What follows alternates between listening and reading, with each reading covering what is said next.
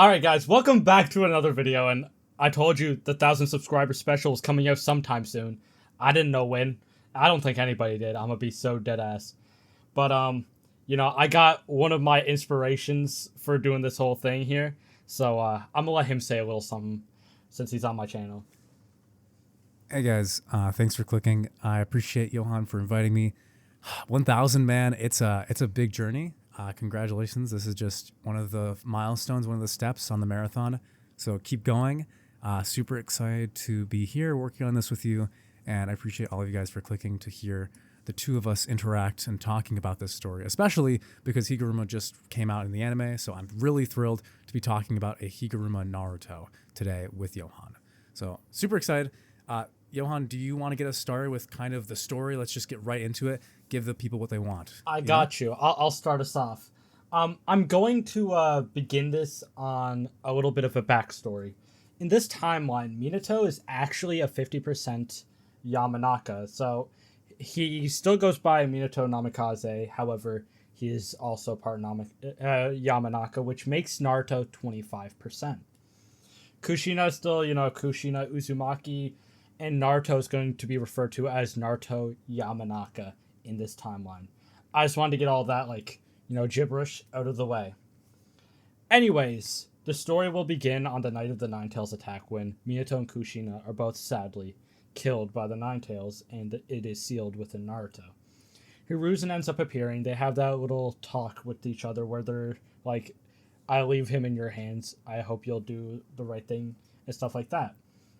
And so, knowing that Naruto is actually part Yamanaka, the Yamanaka clan actually takes Naruto in at the beginning, right? However, after a few years, it is actually told to everybody by, Danzo letting it slip that Naruto is in fact the Ninetales Jinchuriki.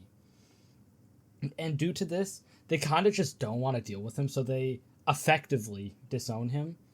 They don't make him get rid of his name or anything, because if he does ever accomplish something, they want to be able to take credit for it. And vice versa, if he does something bad, they want to be able to have plausible deniability. And so that's just kind of the situation that Naruto is in. So they end up just pushing him onto Anko, who actually ends up kind of teaching him like he was her own son. And that's kind of where I want to leave the detailing to Weeb, because he's way better than me. I'm going to be so dead ass. I got you all. Let me hop in. All right. Guys, everyone knows, so Minato Yamanaka became the 4th Hokage. After the tragic loss of Kushina and his life, 3rd Hokages passed him off, and eventually Anko, who has now been revealed as Orochimaru's student in the past before his betrayal, is now being entrusted with Naruto. Of course, the village doesn't know this. Naruto is still a young boy, and he has to learn how to speak, which I don't think we actually are told who took care of him in the original. But in this case, Anko will be assigned the role of a special Jonin, trusted with additional authority to raise the Ninetales Jinchuriki by the 3rd Hokage himself, keeping all of this under wraps. Anko originally would protest, saying that she wanted to be out on active missions and that she was worth more than raising some dumb brat. But after seeing Naruto and Hiruzen pleading with her, she'd eventually would give in. As years would pass, Naruto, reaching around the age of 4, would notice the hateful stares of the villagers, specifically because of the leaked information from Danzo that Naruto was the Ninetales Jinchuriki. We get a scene where Anko would walk into the office of the 3rd Hokage and ask, "Did you seriously give me the Jinchuriki of the Ninetales to raise? Are you serious? Do you understand how much jeopardy that puts me in?" And he'd simply apologize to her. "As one of Orochimaru's students, I knew you'd have the capability. You were strong enough. This was something I could only entrust to you." And she'd have to accept it. But once again, as time moved on, Naruto had grown even closer to her, and had even mistakenly called her mom once. She had completely razzed him about that. "It's Anko. Anko, I am not your mother." The two of them would have a semi-loving, strained relationship, with Anko desperately looking for freedom being straddled with this kid, while Naruto is looking for familial love. As the years pass on, Naruto would eventually enter into the academy, beginning to meet other kids his own age. This is kind of where his rebellious phase starts, like we see in the original, where instead of hiding meekly and trying to get attention from others, he finally kind of comes out of his shell and becomes that prankster we all love. So Naruto would once again paint the Hokage stone faces, laughing as he hopes to get Anko's attention, who had been more busy than ever recently. There seemed to be missions piling up everywhere, to the point where even she was sent away now that Naruto was older. "Hey, Naruto!" Iruka would scream from below at the rocks, yelling him to get down from there. Naruto would turn down, looking at the sensei from the academy, sticking his tongue out and saying, "You'll have to catch me, Iruka!" as he jumps off the side of the stone statue, fleeing into town. Iruka, being a Chunin, would easily chase after him, catching the young boy. "Hey, Naruto, I understand that you're having pent-up energy and that your caretaker's out of town. Yeah, whatever. You're going to clean this up. What's the point? It's just there to mock me. It's just some ugly stone faces anyway. Who cares?" But Iruka would care. He'd tell him about the Hokage, the role it represented, and who he had been defacing. "These are the strongest people in our village. They protect us from the threats on the outside, and we trust them implicitly. You mocking them and doing this it's a mockery of all that we seek as shinobi." Naruto would laugh again. "It's not that big of a deal. Who cares? Besides, they never done me any favors." Iruka would sigh, once again forcing Naruto to begin scrubbing. As more time would pass, this routine between Iruka and Naruto would continue. Iruka telling Naruto off, Naruto misbehaving and pranking more villagers, and the sentiment of him being a troublemaker would spread. This all continued, even his relationship with Sasuke Uchiha, Sakura, and the other kids, such as Choji and Shikamaru in class, until one day.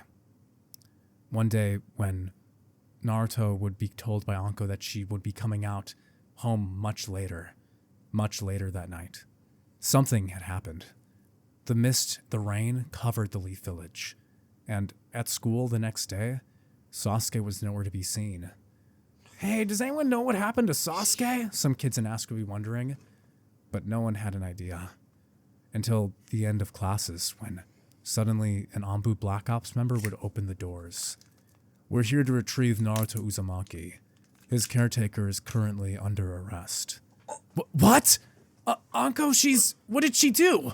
Naruto would stand up, asking accusatorially what they did to Anko, with the Black Ops member speaking softly that for now he should simply come with them. Iruka would turn to Naruto, looking with emotion and wondering what's going to happen to him, wondering if, just like himself, if Naruto would be left without any family at all. Naruto would nervously gulp, heading down the stairway and following the Black Ops member all the way to the Trial and Judgment House, the main home of the security and intelligence unit of the Leaf Village. Is she really here?" "Yes, we have her inside. We required your presence as an alibi, though." He'd laugh, his mask covering the sound. "Not like that'll matter much." As Naruto follows him into the courtroom, Anko would be tied in chains, seals placed around her, and her curse mark exposed. Naruto had asked her about it once, when she was helping him with a bath when he was very young, and he remembered seeing the mark on her. "Hey, what's that?" "Oh, this? It's a memento of my teacher." "Yeah? Was he a good guy?" Well, I thought so." As time seemed to lurch forward back to Naruto's mind, he'd feel outrage pooling in his mind.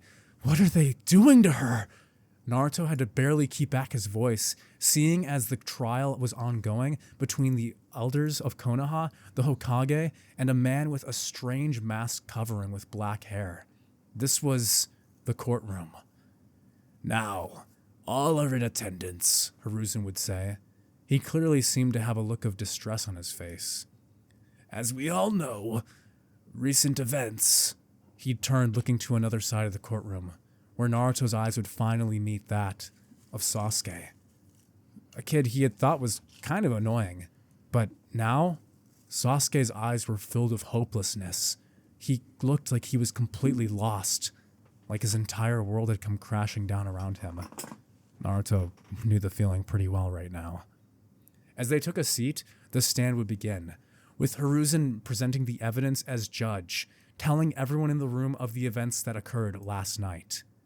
As of last night, one of our Anbu Black Ops elite members, Itachi Uchiha, has betrayed and left the Leaf Village in exile as a rogue ninja for the execution of the entire Uchiha clan. Danzo would sigh, "What a tragedy, Hiruzen. I can't believe that we're having to see these events unfold." He'd wipe a tear from his eye. Anko would practically roll hers. "Yeah, well, again, what's that got to do with me?" I can take it from Hiruzen here. would sigh. So All right. the reason Hiruzen would sigh is because Hiruzen is painfully aware that Anko is not actually the culprit. However, they needed some sort of scapegoat, and Danzo has set up this entire situation. And he explains to Anko that the reason that she is here is because of her connection to Orochimaru, and that they are under the assumption that Orochimaru actually is the reason that Itachi had killed their entire clan, his entire clan. And due to this fact, they're actually considering Anko, who has his curse mark and was his student, as the liaison between Itachi and Orochimaru. And after having Itachi kill the entire clan, he aimed to bring Itachi into the Akatsuki, and that's the whole reason behind this atrocity that supposedly occurred due to Anko and Itachi. And no matter what Anko were to say here, and we'll just pretend she says something, but she's found guilty at the end of the day. They completely shut down all of her arguments. Not even really Hiruzen, but Danzo, Ibiki for some reason, the elders, they were all kind of just destroying her arguments one by one. And her one alibi, who is Naruto, who was with her the previous night for a good portion of it, is just not believed because he is, in fact, the Nine-Tails Jinchuriki.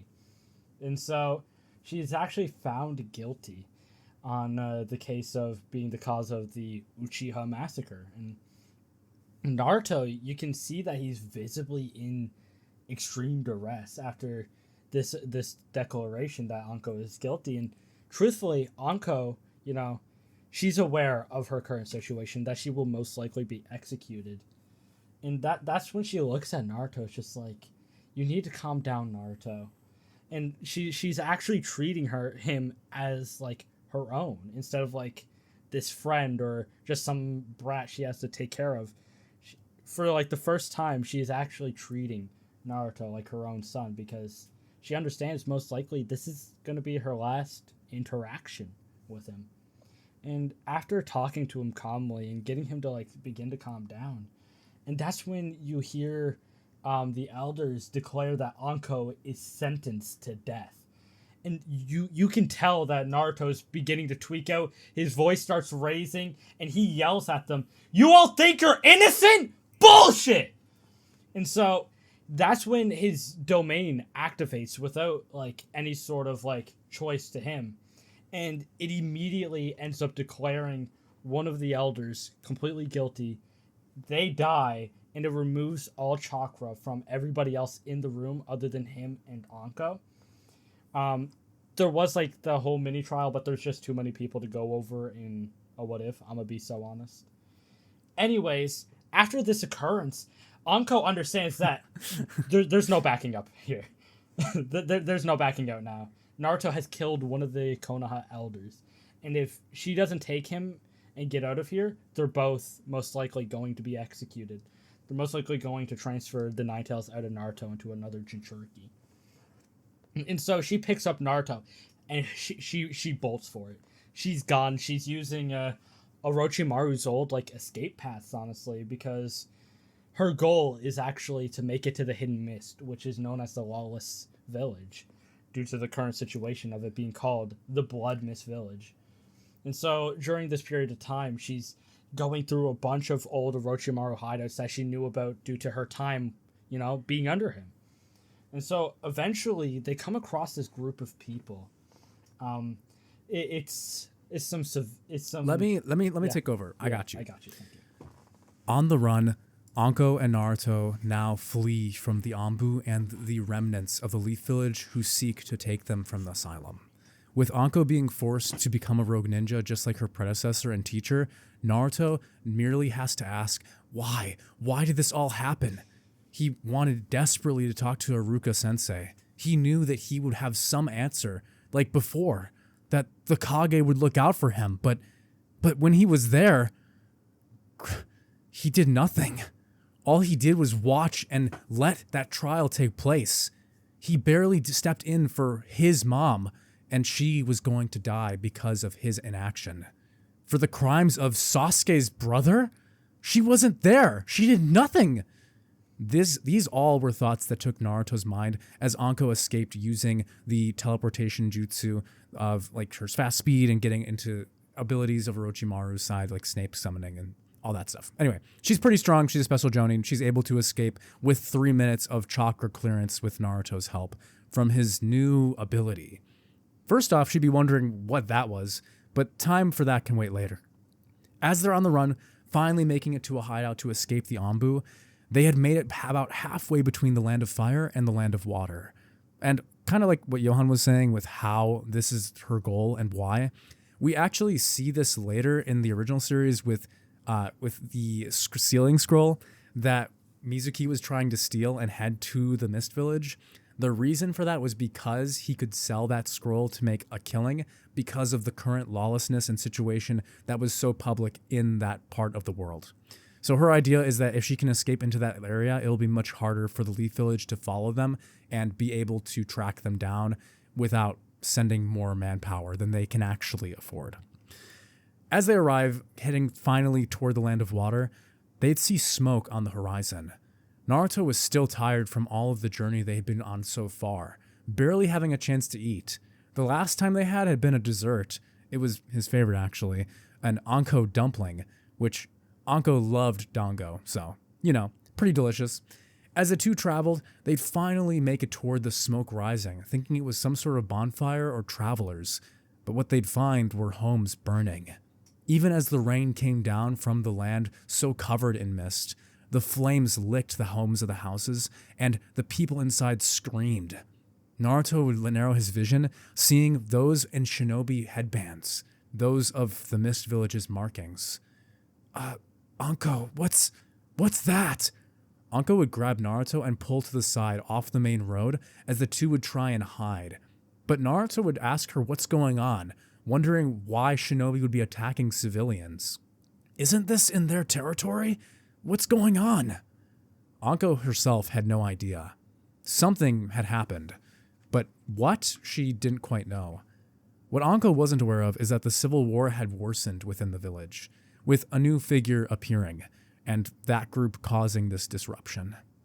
As the flames continued to burn and screams filled the night air, Naruto could barely hold back anymore, asking her why don't they do something? They're just watching as all these people die? Anko would try to reason with him. We're tired, exhausted, and we have been going for 3 days. Even if we tried to do something, not like you could do much, she'd laugh, then we'd be taken down like the rest of them. We don't know how many enemies there are. We need to get more information. As Naruto heard these facts, though, it would increase his battle spirit even more, like he wanted to defend them. As Naruto would jump out of the forest, he would catch the eye of one of the shinobi. Anko would sigh, damn it, kid, as the two would be forced to fight. Anko would appear taking advantage of Naruto as a target, cutting down the shinobi, but as he died, a seal on his arm would cause light to explode in the middle of the night. A blinding white blast of fire jutsu sent into the air like a sprawling sign of flame. More shinobi would begin to pool around from the village, about 10 of them now. Damn it. Anko was just trying to run. Could she knock Naruto out and get out of there? But as they approached, Naruto's abilities, again, his energy would begin to resurface. Tendrils of chakra, not the nine tails, would begin to wrap around him in an area, forming a barrier. Naturally, this barrier jutsu, as soon as the shinobi enter into its range, they would lose all access to their chakra. What's happening? One of them would fall down, looking at his hands, seeing as his active jutsu of his power enhancement would be deactivated through Naruto's confinement.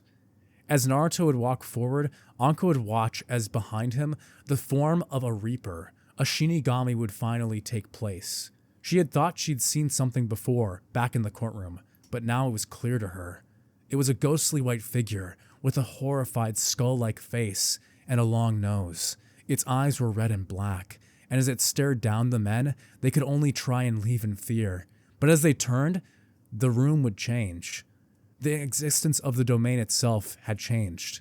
After Naruto had fought against the system in Konoha, the exact trial room that Anko had been put to death in would become his domain. The trial expanding around them as they were trapped in an infinite series of rooms, and each of them leading back to the main center where Naruto and Anko stood. Naruto would have his hand clasped around Anko, as she would be alone spared from the subjugation technique of his domain expansion. With this, Naruto would accuse them of being guilty, and as he's about to put them down, Anko would say that she'll step in, telling him that they can work on this together. He doesn't have to do this. Naruto would finally call forth the evidence, again beginning to present the trial, showcasing the village burning, the attack on the villagers, and the fact that nothing has been done in harm to the shinobi, claiming them as villains, as the defendant guilty. Suddenly, a form of shining light would burn into Naruto's hands, the sword of execution appearing, ripping out of the Reaper's soul, similar to a scythe.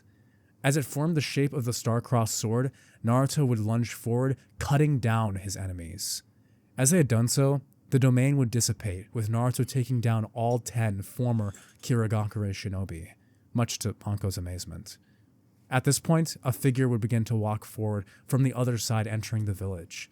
In amazement, it was a boy almost the same age as Naruto, and he'd have bright blue hair and glasses covering his eyes.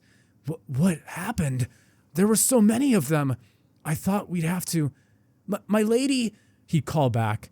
They're gone. What? What's happened, Chojuro? Do you want to take over from this? I got you. Chojuro... Yeah, locked in. Then Chojuro actually turns around and looks at, his, teacher, Mei, and it's just like, they killed all the shinobi. The village was saved. There's no more death going on. And Mei's just like, they killed all 10 of those relatively powerful shinobi? And Chojuro just exclaims, yeah, they killed them all. I don't understand how they did it. I'd like to learn more, but... And that's when you actually notice that Naruto passes out. Like, you just see him collapse. And that's because after 3 days of running, without any rest, really, not much food, not a crazy amount of water, and then using all of his chakra to do that took out any kid, let's be honest. How old is Naruto here? Like 6, 7? Don't you... Excuse me? No. Excuse no. me? What was that? What was that? Yeah, I think we kind of put him... he is around like 7 years old, I believe. Yeah. When Itachi committed the massacre. So yes, he's about 7 years old. He's around 7 years old, so that's obviously going to tucker out like any kid, let's be honest. It doesn't matter. Itachi at 7 would be tired by this point. Hold on, let's not get crazy now. He was getting packed up, and he was tired by the Hyuga guy. Yep. Anyways, continuing on. After Naruto passes out, Anko actually catches him, and she begins actually talking with Mei. And Anko explains that what just happened was Naruto's technique. She actually doesn't know much about it, and she actually doesn't believe Naruto does either, but it seems to be some sort of Kekkei Genkai he developed in a moment of extreme duress. Mei asks about the situation, or like what supposedly caused Naruto to awaken it, but Anko is just like, that's our business, and keeps it to themselves, right? And so Mei's just like, that's fine. If you want, I got a place where you guys can actually rest, and you guys will be safe there for now. And Anko thinks about saying no, but then she kind of realizes that in her current, state, if Mei really wanted to catch Anko or kill her or anything, there's not much Anko could do. She's positively exhausted after the several days run they basically had. Eventually, after all this, we cut back to like the village, and we notice some people in masks appearing, looking around. And they don't really see anything. They see some dead shinobi, but that's about it. And so they end up just going back, and that would be the Leafs Anbu, who were actually tracking them, but lost them after this point. And so Naruto and Anko end up, just being conked out for like the next couple of days after, the last few days of a lot going on. And eventually they do wake up, and Mei, Chojiro, and this guy with like a Byakugan and bluish hair is there too. And they're kind of wondering who he is, because at least the other two they kind of recognize, even though Naruto passed out basically right after meeting them, but Anko does recognize them a little more. And so Naruto is just like, who's that weird looking guy? And that's when Mei actually kind of chuckles, and Aoi looks at him kind of angered. And Mei's just like, that's Aoi. Is that his name? I gotta be so dead ass. Yeah, I think it is. His name is Aoi, yes. Yeah, okay. And so Aoi is just like, yeah, my bad for having an eye. And Naruto's just like, I just said you looked weird. I didn't say it wasn't cool, because that looks sick. Your eyes kind of look like the eyes that my friend Hinata had. Because he had, still done that protection stunt for Hinata in this timeline. Happened a couple months before, the entire current situation. And he is just like, I know who you're talking about, because she is the princess of the Hyuga. And so, anyways, Mei actually decides to talk to Naruto and Anko more about the current situation. And she mentions that currently her situation is the fact that she's trying to take over the Mist Village. She wants to do a reform. She wants there to be some sort of laws. She wants it to be a safe place for people to be. And Anko just honestly doesn't really care. I'm gonna be so honest. Anko's kind of uninterested.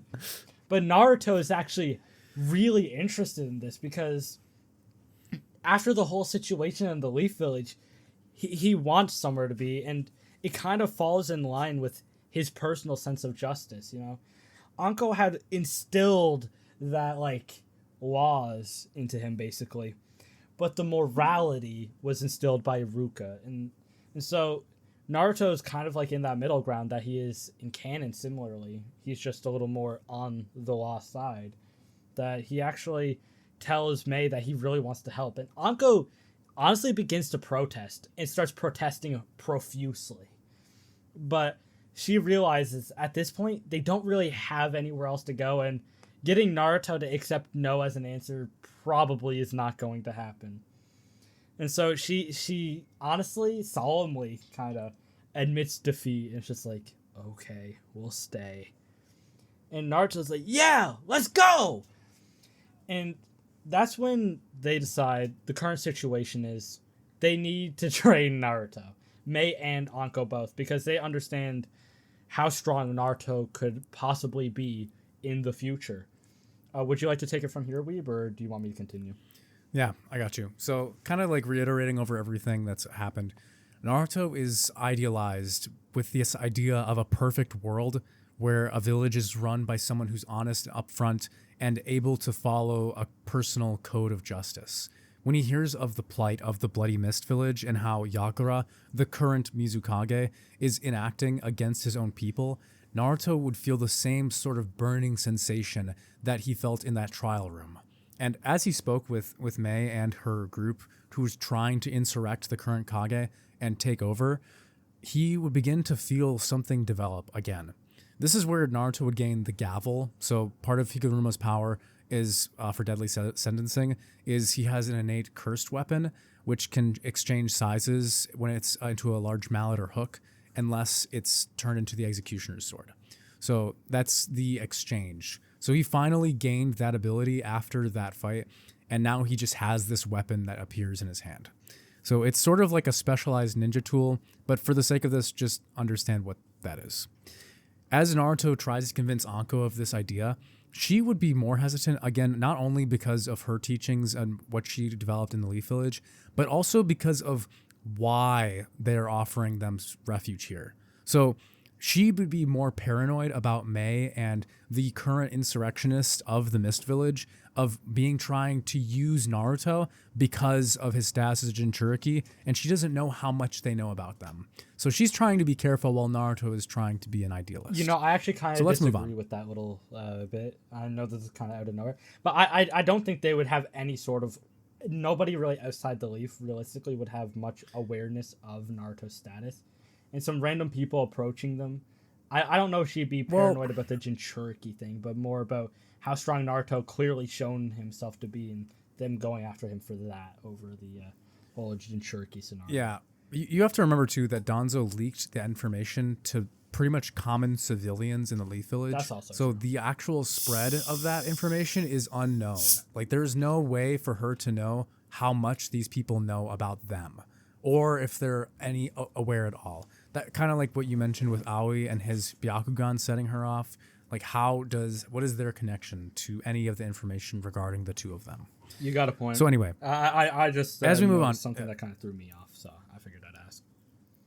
Yeah, it's all good. So this is where we're at.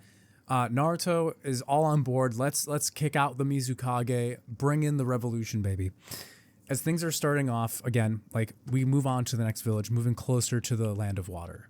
With Chojuro telling Naruto while the others are kind of operating in a leadership sense, Chojuro would be speaking with Naruto about the awesome myths and legends of their land. Naruto wondering about why it was so difficult to take down the Mizukage. Well, that's obvious. He's got the 7 ninja swordsmen of the mist, you know. The what? Well, there used to be 7, but I heard a lot of them got taken down by some guy from, well, what was his name? I don't know. I heard it was scary, though. Almost like half of them were taken out. But my dream, he'd tell Naruto, is to collect all of the 7 ninja swordsmen's swords and return them back to their rightful place. He'd nod. That's nice, Naruto would say. Are they special or are they just big hunks of metal? At this point, he'd kind of learn about the abilities of each of the swords and also learn more about what the Mist Village was originally like before Yagura's takeover after he became Mizukage. So with that context being cleared, they'd make it once again further into the battle line where Mei's main forces and other shinobi have devolved to her side. At this point, Zabuza and Haku would have already left the village, with Zabuza leaving for the Land of Snow and collecting Haku as a young child. So that's roughly where we're at in this timeline. Eventually, as they continue working on the fight, we get closer to the final war between the forces for Mei and the forces of Yagura. Of course, Yagura's side is mostly contained of like the old regime, so people who were in high positions of power, people who had a better standing, while those of like younger percent or those with young children who didn't want them to be forced into the Bloody Mist system would join on Mei's side for the Turumi cause. Anyway, eventually we get this really cool interaction. As Naruto arrives closer to the village, he'd feel something burning in his stomach. What's going on? The Nine Tails chakra would be reacting to the Three Tails as Yagura was getting closer and closer to arrival. Eventually, an explosion of water and wind would land on the group as Mei used her lava breathing style to melt with acid breathing to melt the water around them, creating a bubble that would burn away the attack. Yagura would step out with his forces, waving a giant sword over his back as more of his 3 remaining swordsmen would attack. Again, with other Jonin of the Mist, we'd have this sort of like parallel between the fight between Nagato, Pain, and Nagato, Yahiko, and Konan versus the village, Hidden Rain Village, where we have like the Salamander Danzo versus the 3 Rain Kids. We have that similar kind of stancing here for visuals on purpose between Anko, Mei, and Aoi versus Yagura. It would be this big 3-on-1 fight, but of course the main difference here is who would win. As Mei continues to push forward, pushing Yagura to the brink, he'd begin trying to access Tailed Beast state. His eyes cloudy though. His combat was slower than she remembered. She'd interacted with Yagura before he had become Kage, and he had never been this weak. Although he was pushing them hard due to his natural strength and the assistance of other Jonin, Naruto would sit back and watch from a distance as himself and the other weaker members of the militia would observe the fight between them. Naruto would be itching to get into battle, but Anko had ordered him to stay out of this one, specifically because of what he had said earlier. Anyway, eventually, the final battle between Mei and Yagura would take place, and out of nowhere, seemingly, the man would begin clutching his chest. What is... No, you bastard! You're really As he was about to say the Uchiha Ghost's name, a blast of acid would cover him. As the dissipation of Tailed Beast chakra would alert Naruto, feeling again that burning pain in his stomach, an emotion of rage filling him, rage that wasn't his own. And with that, Yagura would have been defeated much earlier than in the original, with Mei's help and Mei helping Anko and Naruto emboldening her. Eventually, she would take out the Mizukage, with Mei's regime now taking over the village and exiling or killing the remaining members who enforced that they would have to fight the rest of these people off and force the Bloody Mist to stay the way it was. Now, revolutions kind of happened. Things are settling down. What happens next? So after the revolution and everything has occurred, Mei has made it a point to properly get Naruto real training. Because as I mentioned in my part before I saw step back over to Weeb, that Naruto is extremely powerful, and they both are, Anko and Mei are both keenly aware of that. And they want to train him so he has the power to defend himself, really. Because at the end of the day, as much as Mei wants Naruto to help with her regime, that's just not who she is. Like, her whole purpose was to avoid a Bloody Mist thing, like not forcing people into ninjahood and stuff like that. And so she would never force Naruto to join, but she still wants Naruto to be strong enough to defend himself. And so Anko and Mei both made it a top priority to train Naruto, as well as Chojiro. And Naruto and Chojiro in this timeline actually become insanely good friends here. Because during this training that they get every single day, their bond begins to grow, you know? Getting their ass beat together, you know, creates that kind of bond. Okay. All right. Anyways, and on that same idea, Anko actually begins to, you know, let her guard down a little bit around Mei. You know, they start becoming like slight friends. But at the end of the day, Anko is a lot more cautious than Naruto is. And the one fact that Anko, even though she is extremely cautious, had to actually tell Mei, due to the fact she's currently the Mizukage, and the one thing keeping them away from the Leaf Village, like guarding them basically, that Naruto is actually the Nine-Tails Jinchuriki. And Mei was actually not aware of this. And Anko was glad to hear that she didn't approach because of Naruto's Jinchuriki status. And so Mei and Anko discuss the fact that Naruto's a Jinchuriki and stuff like that. And they think about it, and Mei's just like, maybe there's some books that can explain how Yagura managed to gain control of the Three Tails. Speaking of, you remember that battle I had with Yagura? I find it strange that he didn't use like the Three Tails powers to the best of his abilities or anything, or really at all. Like, it's shocking because there's no reason I should have been able to defeat him that easily. I mean, the last time I battled him, I lost. Truth be told, I barely escaped.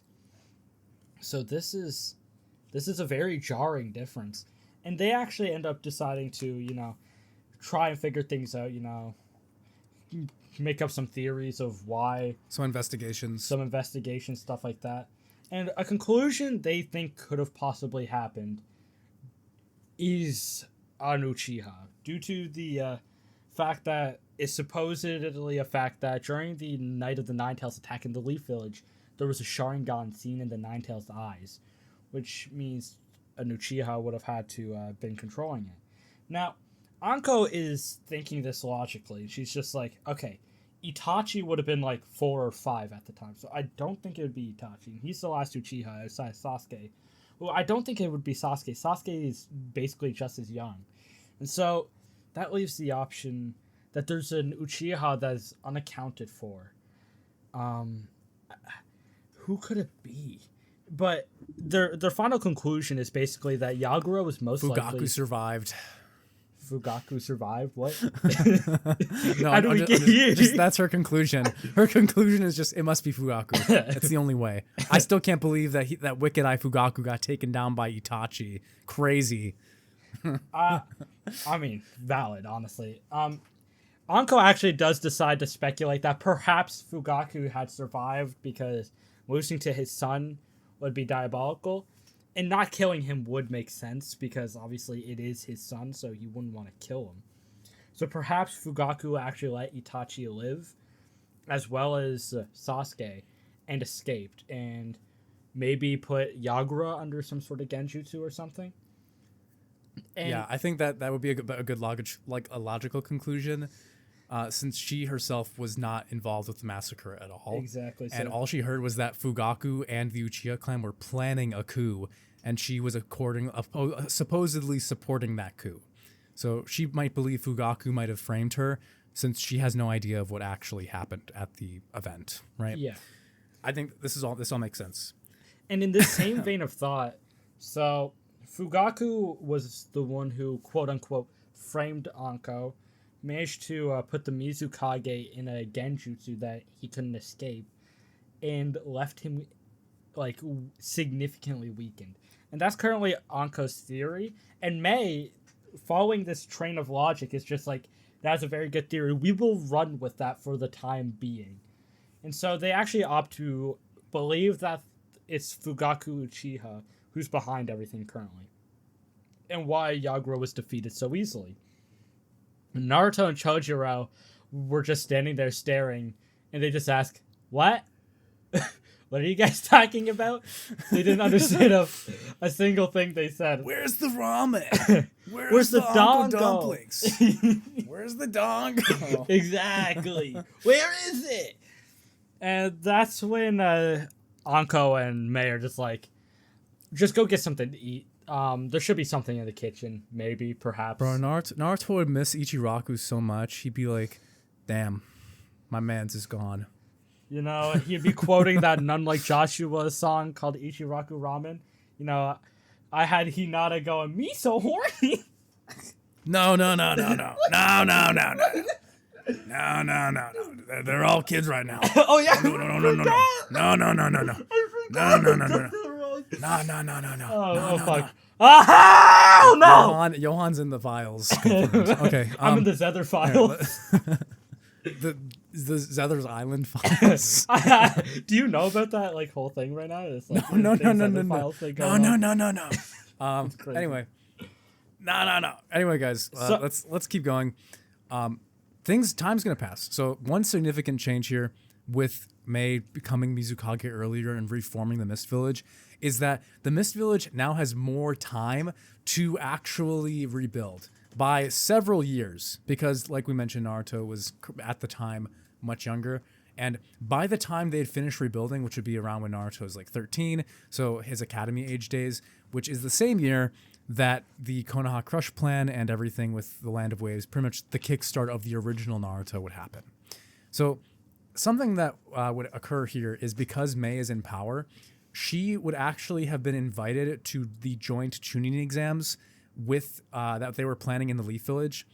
But in the original, Aoi had suggested her to not attend out of concern for Sunagakure, the Sand Village, and Konoha interacting because of their rival status. So I think we would have to decide if they'd actually participate here or not. Like, how does that go? Because if they do participate in the Chunin exams, that'd be kind of crazy. I'll leave that on the table for now, though. Moving back again, so time has passed. Naruto is now 13. He's been training. They've done research on Jinchuriki. It's finally time for Chojuro and Naruto to be placed on their own task force as basically well-trusted individuals who are close to the Mizukage, as well as Anko. So Anko would essentially be their team leader with the two boys.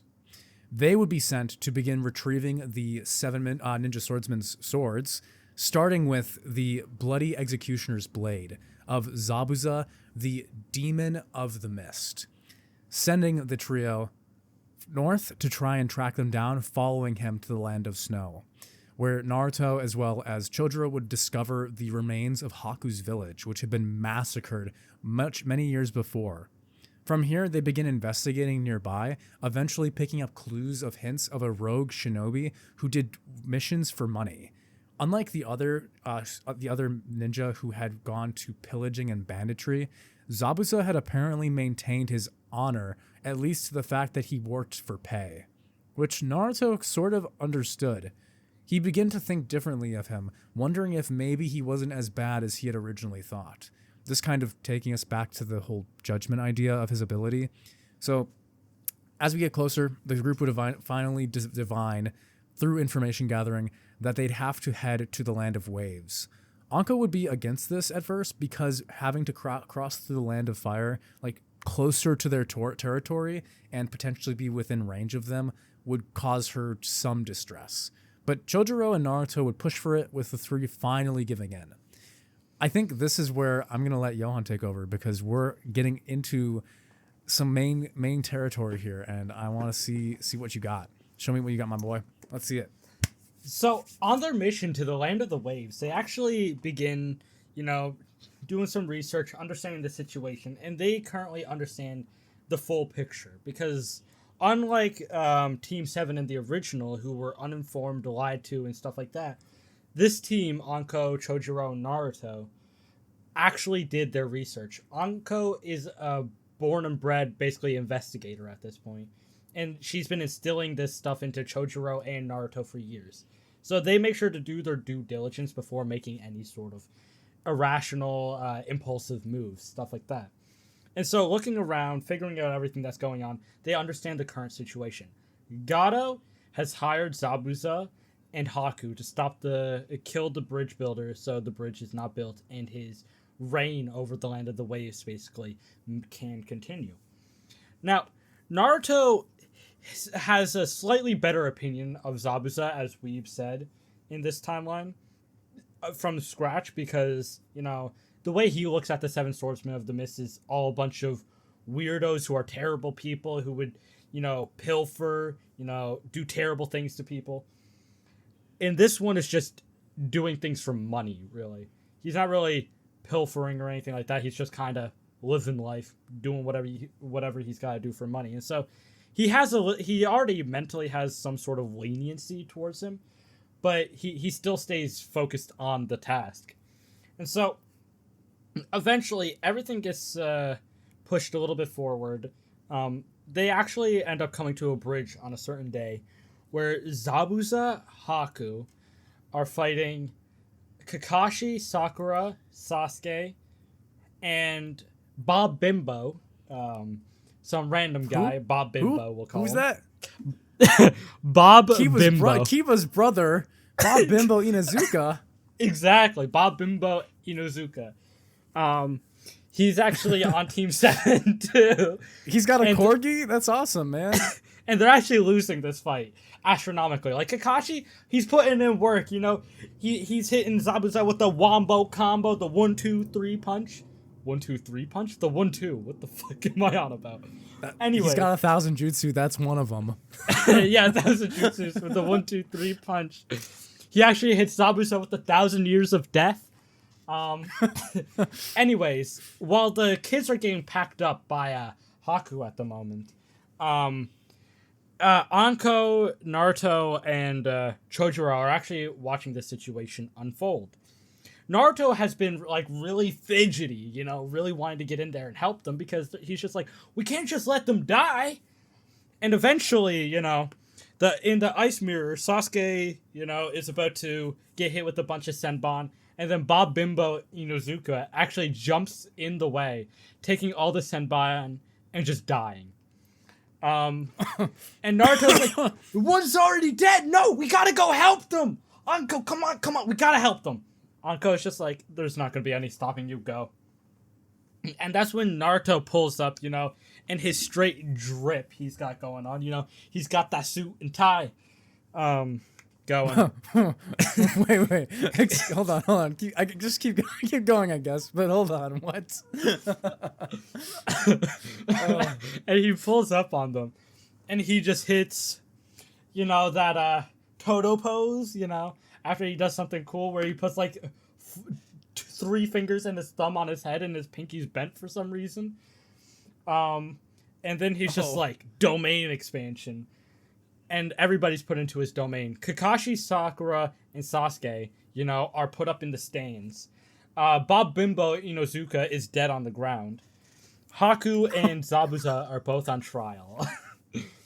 And so, in this trial, a bunch of, images will appear.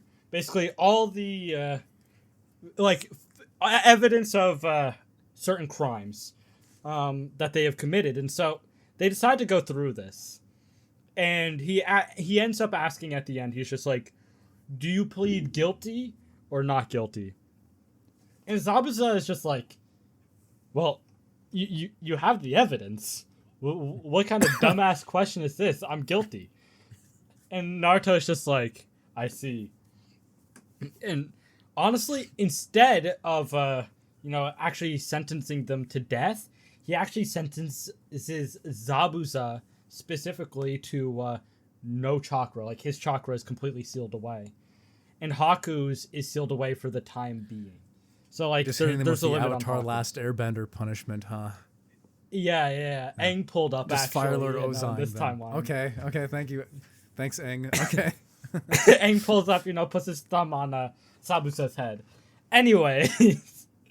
I do want to make it clear, Weeb, I do have fun making jokes like this in my usual what ifs too.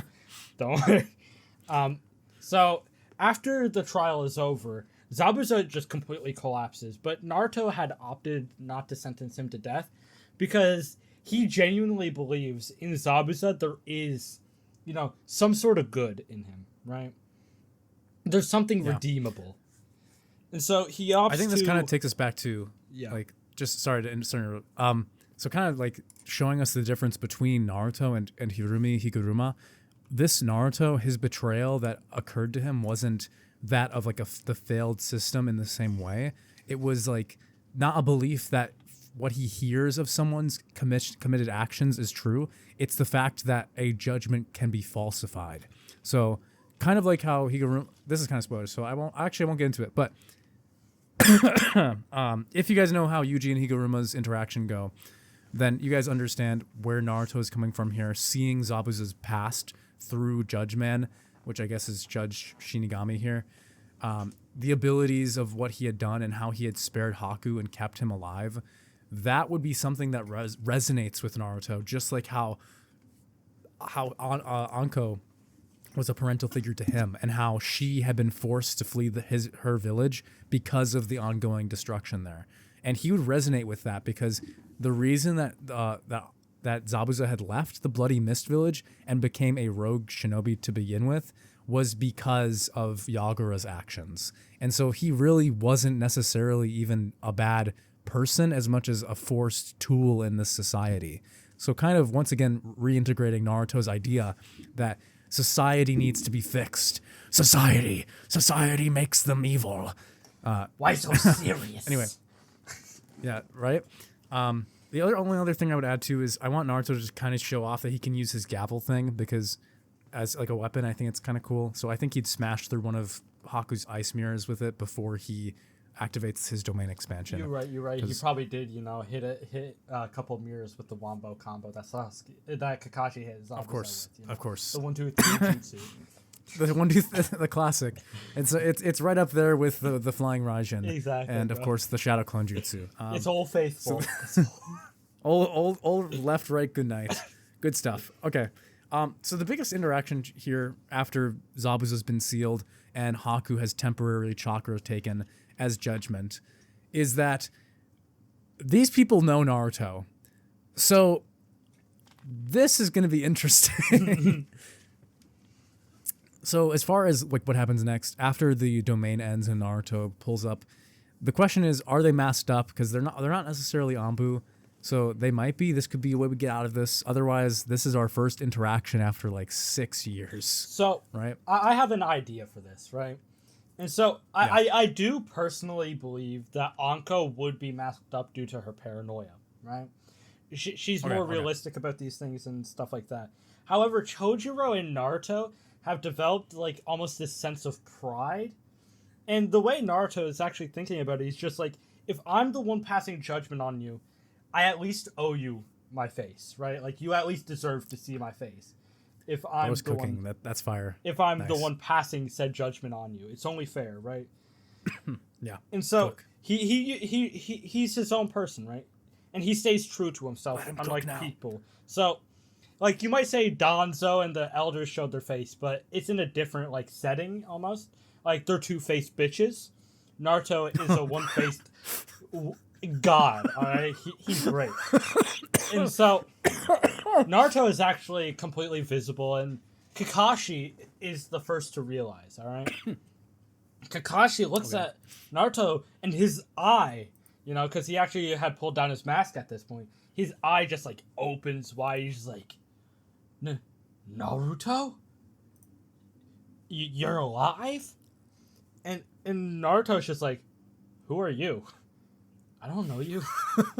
And that's when he looks over and he sees Bob Bimbo Inuzuka dead on the ground. He's just like, I also didn't know him. Who the fuck was he? Bob Bimbo, you, me, Choji, and Shikamaru were best friends at the playground. Oh, yeah. We were so close. Naruto's on his knees weeping over Bob Bimbo Inuzuka's death, alright?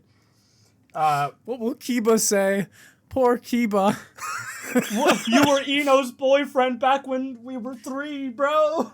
No, wait, hold on. Wait, can we get back into that? What happened? When did they break up? So what happened was when they hit 3.5 years old, right? Ino got a crush on a butterfly and decided to leave him for it. No, poor Bob. His corgi was only cute enough, like as a puppy, to the point where she wanted the dog rights. Like, she just wanted a pet, right? Like, it's unfortunate that Bob Bimbo Inuzuka was just hoed this entire show, bro. My boy. Dude, we should get back. We should make a what if Bob Bimbo Inuzuka was the main character. We should actually I did ask if we should make that what if instead of the Kiba one for April Fool. what if Bob Bimbo Inuzuka survived the Land of Waves, right? I think that actually. Anyways, let's lock it in. So Naruto recognizes some of these people. Exactly. Naruto recognizes Sasuke and Sakura. He's just like, Sasuke? Sakura? Damn, you had a glow down, Sakura. And then he looks back over at Sasuke. He's just like, you're okay? I wasn't sure if you were okay after the whole fiasco. And Sasuke is like, Naruto, why'd you run away? I don't know why have you made him a bull guy. A grizzly man. Why does he sound okay? You know, Sasuke's middle name is actually Kurama. I picked up smoking crack after you left. His middle name is actually Kurama, you know. Okay. Naruto. Anyway, so Kurama Sasuke. Yeah, Sasuke realizes it's Naruto, and that's when Naruto actually decides, look, this interaction did not happen. All right, and honestly, Kakashi and Sasuke are like, bet, you know. What? Sasuke and Kakashi are honestly like, bet, because Kakashi. No. Okay, I have a reason for Kakashi. The reason Kakashi actually opts to not tell about the Naruto and me like finding Naruto is because he's aware if Naruto is actually brought back to the village, he will most likely be executed on the spot. They will immediately take the Nine Tails out of him and seal it in somebody else and kill Naruto because he killed one of the elders, he fled the village, became a rogue shinobi. And so Kakashi, remembering that this is his sensei's son, like his like effectively like brother almost, because his sensei basically raised him, and Kakashi is just like, okay, I won't tell, but I'm gonna need to know more about like the whole situation. And he also asks Naruto, why didn't you say Bob Bimbo Inuzuka, bro? Like now I'm gonna have more paperwork. I don't care that he's dead, I just don't want the paperwork. Oh no, but they were so good at their teamwork. Sakura is actually distraught over Bob Bimbo Inuzuka's death. Well, Is actually they still have a third team member though, because Bob Bimbo's dog, Chopper. Chops. He's like a corgi. He'd still be alive. He'd just be like, "Arf!" He'd just be barking at them. Chops actually like, damn. joins up and becomes Sakura's pet to make her useful in some way. And so, anyways, Sakura doesn't know what the fuck is going on. I'm gonna be dead ass. She just doesn't understand what's happening other than Bob Bimbo is dead. And so, Rip my boy. And so Sasuke actually does decide to confront Naruto, and he asked Naruto why did he do that day, and Naruto is just dead ass with Sasuke. He deadpans this, and he's just like, look, Anko didn't do nothing, and when I heard she was going to be executed, I didn't choose to attack. I want to make that clear. It wasn't my choice. My KK Hey, Genkai- loser. You actually expect me to believe that? I know what you did. That woman and my brother were engaging together to take down my clan. Pause. I'm an Avenger. Pause. Engaging together is a crazy way to phrase that, bro. Yeah, they worked together to take out my clan. If I ever see her again, I'll kill her and cut her down just like Itachi. And then Naruto Sasuke. actually looks at him and it's just like, are you stupid? And he looks at Sasuke, he's like, why would I lie at this point, bro? We're both You rogues. betrayed the Leaf Village. Yeah, but just like Itachi. We've already betrayed it. What's the point of lying? Like, if we You really trying to did it- misguide me. I know who killed my clan. All of you. You're all going to be taken down by me as an Avenger. And then Naruto looks over at Kakashi, he's just like, is he always this emo and stupid? And Kakashi's like, pretty much. Shut it, loser. I don't care that you saved me. I would have been fine taking on that Ice Mirror guy myself. Are you sure about that? Why have you 'Cause, spared him? I mean, Bob Bimbo Inuzuka is dead right there because you didn't take him down by yourself. That's all I'm saying, Sasuke. Don't mention him. His eyes But- would flare with the Sharingan. But he's dead. He was because my of you. best friend, Naruto. You have friends? Don't put his death on me. He was my best friend. Kakashi's just like, no, he wasn't. he in fact was not. you didn't even bother to learn his name until like yesterday. What are you on about? And so Kakashi actually decides to have a full-blown conversation with the masked person. And Kakashi, he's not stupid. He's a genius on par with like Shikamaru, I believe it was said. Yeah. And so he's just I know like, we're trolling right now a little bit, but I honestly would believe that Kakashi would probably be analytical more on the fact that it's likely that she isn't a traitor, but Sasuke would totally be pissed because he was so easily manipulated by people in the series. Like, at first he hated Itachi, then he hated the Leaf Village, then he loved Itachi, then he hated the Akatsuki, then he hated Obito, then he hated the Leaf who Village didn't again. he Like, hate is the question. Naruto. Naruto, you were like a brother to me, which is why I have to cut you down. You're the only one that I actually cared about. Everyone else, they just sucked. That was the only bond I had left. Is this actually a part of the story, Anyway. or is this just you yapping? I couldn't tell. No, I'm just yapping. Alright. Anyway, I do agree though. Kakashi would try and calm down the situation.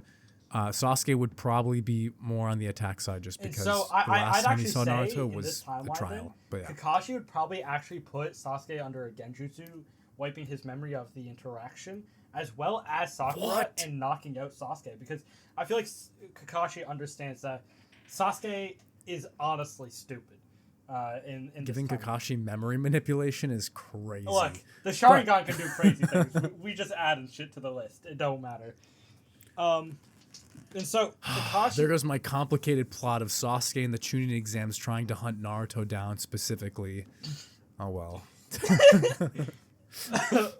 But yeah, so Kakashi knocks out Sasuke, Sakura, and just decides to have a proper conversation with the three. And Kakashi, he's smart, on par with Shikamaru. He's analytical. He's clearly aware that the woman with purple hair and the mask on is Anko. Kakashi's just like, No, what? couldn't you at least like put on a transformation jutsu or something? Or have you gotten sloppy in the recent years? It wastes too much of my chakra. And Naruto's just Okay, like, you didn't sorry. do anything though. Like we all ran here It was a long walk, Johan. They had a long walk to get there. from the house to there because they did research prior. It was a lot of journeying, man. Legs get tired, okay? Chakra doesn't come for free. That's true. Didn't you know about the four running jutsu? The 4 limbs jutsu technique and how much chakra it takes? You mean the Kiba technique? Or the Bob It was Bimbo Bob Bimbo's Mizukage? signature technique. That's where Kiba learned it from. He learned it from his best friend and cousin. He learned it from his cousin Bob Bimbo Inuzuka, who died today. Rest in peace. He doesn't know yet. It's gonna be really tragic. It's gonna be a bigger funeral than the third Hokage. You know, gets. we should actually do that as a scene. I think it'd be really good. And so, Kakashi would gently pick up his student, mourning Bob Bimbo, as he'd agree to leave them for now, telling them that things in the Leaf Village have not gotten better. In fact, things have devolved even more, with tensions rising now as a new force called the Akatsuki has begun to rise. Specifically, the organization that Orochimaru and Itachi are both a part of, or were until recently. They don't know Orochimaru's left the Akatsuki yet, but for now they believe that Itachi is working directly with Orochimaru. With that news now weighing down on Anko's mind, Kakashi and Team 7 would leave. Gingerly, Kakashi would gently carry the body of Bob Bimbo, Chops howling sadly as Sakura would hold her new additional ability in her arms. Now, she's got a corgi, so I guess that makes Sakura better. But yeah, they return to Leaf Village, where the tuning exams is starting to take into full swing. Naruto would talk to Haku and Zabuza after the fact, with both of them wanting to get revenge on Gato. Basically, now that they have no chakra, they can't exactly do it unless they just go pure hands. So I guess you could say that, but I think Naruto would just confiscate the Executioner's Blade when he had done his domain expansion. So unless Zabuza goes down fighting with Kunai, I think they're going to leave the area. Do you think Naruto and his team would even take down Gato, though? Like, they might just leave him. I think Naruto would want to do something after learning of the memories of what Gato had done to Zabuza to enforce him in his service. But, like, I don't know. see, I think the rest of the team would be I against find it might be realistic that Naruto, understanding the current situation that has occurred, that he believes genuinely that Zabuza and Haku will actually be the ones to do it.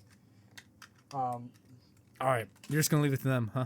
Yeah, because basically he gives them a choice. He's just like, look, Zabuza, your chakra is gone. It's completely sealed. You will never be able to use it again. And he also tells Haku, yours is temporarily sealed, and the only way for it to become unsealed is for you to come to the Hidden Mist and come to me. So you have two options. You can come, or you have three Why is he options. flirting with Haku so hard, huh? What? Why are you making him flirt with Haku so hard? Bro, there ain't nothing wrong with Haku flirting, bro. The things I would do to be with a Stalfo, bro. That's all I'm saying. Oh, all right. I hear you. I'm not gay, but a Stalfo.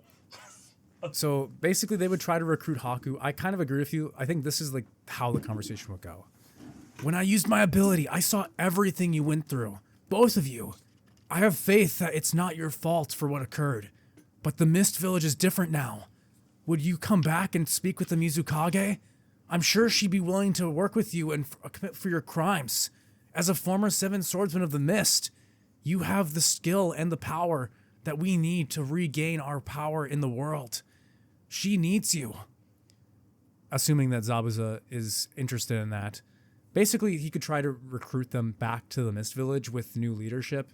I could see Zabuza rejecting this idea and being like, no, after everything they did, after what had become, why would I go back? And Naruto And actually I think points Naruto something would out. accept that. No, I think Yeah, Naruto would yeah, you point got it, one you got thing it. out before he would accept it. He would look at Zabuza and he'd mention, well, I agree with you to a certain point, but Zabuza, what else can you do now?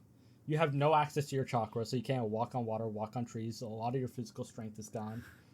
The only thing I can become a farmer. And Naruto's like, touche, touche. Yeah. I have no enemies. He's Thorfinn now, actually, from Vinland Saga. And so Zabuza looks at Naruto, it's just like, I've decided I'll change my name. My name is now Thorfinn. And Naruto's just like, what? What? But Naruto also mentions to Zabuza that, look, you might be a farmer, sure, but is this not a great opportunity for Haku too? Look, the Mist Village is under new management, all right? This ain't no bloody Mist Village anymore, and there's plenty of farmers, and we need more. You can always be a farmer at the Mist Village, and we get a hot dude that looks like a woman, you know, with ice jutsu that's cool as hell, that I would totally smash. All right, I'm sold. Let's go. Let's go. Yeah. All right, bet. Bet. And by the way, we need another younger team member because honestly, with 3 of us, it doesn't fit the real requirements for like the marketing. So Haku can join our team. So me, Chojuro, Haku, and Anko, because you have no chakra, so you can't be our team captain. But you know, I'm not taking that back. So sorry. Well, he actually can't take it back because it's like a. It was a trade-off for not killing him, basically. Yeah. Well, I think they would go with him. Humorous explanation aside, especially after he talks about like the idealistic dream. He kind of talked no jutsus them about Mei. He's kind of fully like. I think him and Chojuro are just. I don't want to use the word simps, but they're on Team Mizukage. So they're on Team Anko and Mizukage because they both so bad. Well, Chojuro's on Anko and Mizukage, and Naruto's on Mizukage. Well said. I don't know how I feel about this, but okay. Anyway, I got a sim ignoring too, bro. the moral complications of that. We're gonna get back to what happens now. So Mist Village is cleared. Gato's been offed. Zabuza is alive. Yay! Things have happened in a positive way. Haku is now going to become the 3rd team member for this team. And as they report back, Mei would finally announce that she had actually been invited, their village had been invited, to participate in the newest tuning exams as a joint exercise between the Land of Fire, Sunagakure, the hidden sand village, and the Mist Village. And they have an option to attend or to reject it. Aoi would be firmly against them going, saying that at this point in their juncture, they're still rebuilding, and they just invited back one of the 7 ninja swordsmen. They've retrieved the Executioner's Blade. They have just been working on accumulating power, and showing that to the world now would be dangerous. But I honestly think it'd be really interesting if we let them do it, because it's within range, and we could have a triple village tuning exams. I think that's a good idea as well, and I also believe that this is a good risk factor opportunity, if that makes sense. Where I think it's a good idea to send Naruto, Chojuro, and Haku on this tuning exam thing. Yeah. But obviously Naruto will be heavily disguised. But it's just that added risk factor I think is a really good play here. And so there will be a secondary reason too. Yeah. So, as it turns out, Mei actually has a reason for wanting to be in the tuning exams because one of her personal spies is just barely on the end of being able to capture an elite scroll that would help them with an ability to regain their village and rebuild far quicker than they have in the past few years. That's actually what I wanted to do. My goat, Mizuki, has been working for Mei as a spy in the Leaf Village for years. And he is on a plan for during the tuning exams to capture the Scroll of Sealing so they can learn the secrets of the Shadow Clone Jutsu to bolster their forces and rebuild the village easier so they can continue expanding their forces. Yeah. Yeah, I actually wanted that to happen. I shit you not. Like 10 seconds ago, I was just thinking, I was just like, man, I'd like to get the Scroll of Sealing. We locked it. Yeah. So we got a triple plan. We have Konoha, who's trying to extend this like joint idea of uniting the villages, of course, under the pretense of showing their dominance and their clans with like Hyuga and the Uchiha with Sasuke, which was their main draw, was just showing off their military power. Meanwhile, the Sand Village is actually being led by Orochimaru right now, And the Mist Village, who's accepted, is sending a few, like 2 or 3 of their teams, has a submission, which is to cause enough of a focus on the exams that the Hokage's office is less protected, giving Mizuki a chance to steal the Scroll of Sealing, completely uncaught, unprotected, and be able to return with that knowledge to strengthen their own village. That's good. I'm fucking with this. I gotta be so dead ass. We got the trifecta. Naruto would not know about this. Like, I don't know if she's going to tell them about that part specifically. I think she would say that there's a very special scroll that the Leaf Village has that would give them enough power to assist in building the future they want, and that would sell him on it. He's like, yeah, let's get that shit. Before we continue on this route that we're on, I would like to go back over to the Leaf Village real quick and mention that, unfortunately, before these tuning exams are occurring, there is a massive funeral, and it is for our boy. No. The one. No. The only. No. Bob Bimbo Inozuka. And my boy, unfortunately, will be missed by all. Kiba's crying on his grave. His lines of Huz, all crying on his grave. How will I become the Hokage now without him at my side? Exactly. Anyways, going back to the Hidden Mist Village now. Mei has opted to send Naruto, Chojuro, and Haku on this mission because she also wants them to, get some more experience with more exotic kind of battles, like people they would not expect to be as strong or people they wouldn't expect to be as weak, if that makes sense. I also think she would have information on the Sand Village, specifically with Gaara being the One-Tails Jinchuriki. And this could be a good opportunity for them to learn more about what the Jinchurikis control, like how do they control their tailed beast, because she never had that knowledge passed on from Yagura. So I think that's a good opportunity. Yeah, I agree. Anyway, let's pause here for now. I'm done. I'm going to do a countdown, and we'll hit stop at the same time, and then we can pick this up another day. Sounds good. So just hold on to the audio. So in 3, 2, 1.